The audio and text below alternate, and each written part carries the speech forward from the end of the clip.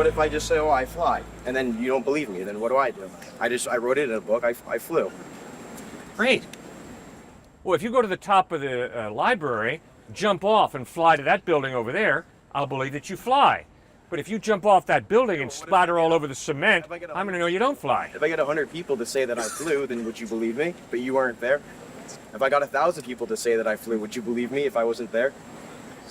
That would definitely give you more credibility. But no, I would ask, what are these people gaining by saying that they saw you fly? Have you simply deceived them in some magical way? What if everyone's purpose is just to deceive you? So I get 10,000 people, and they're all their purpose is just to deceive you, to tell you that I fly. But to you, I'm credible because I got eyewitnesses. Eyewitnesses can get you thrown into prison. Yeah. Not many of them, right? But I can promise you, if you told me that you flew on your own, unaided by an airplane or a parachute or whatever, I would be skeptical, but I'd be open to saying, okay, what's the evidence? How many people think that you, Shad, have flown?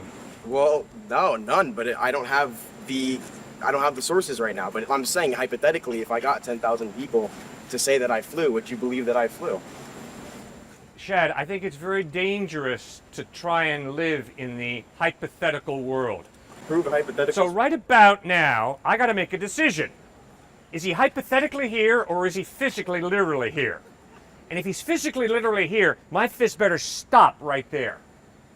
See, I don't live in this hypothetical world that says, well, hypothetically, he might be a dream I'm having right now. So therefore, I can just keep swinging.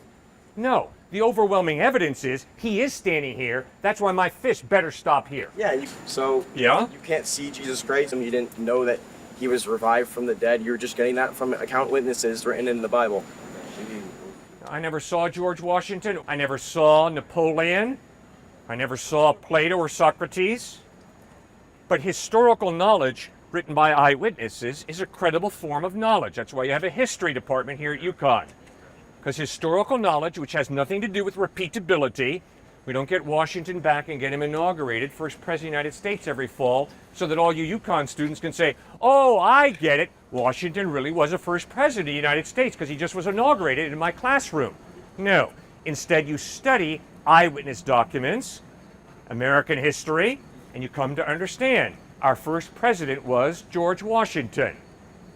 I'm not arguing that Jesus Christ wasn't real. So you can admit, I'm not arguing that George Washington isn't real. But if all the accounts on George Washington was real, I would disagree about that. I'm sure there's something about George Washington that documented accounts got wrong.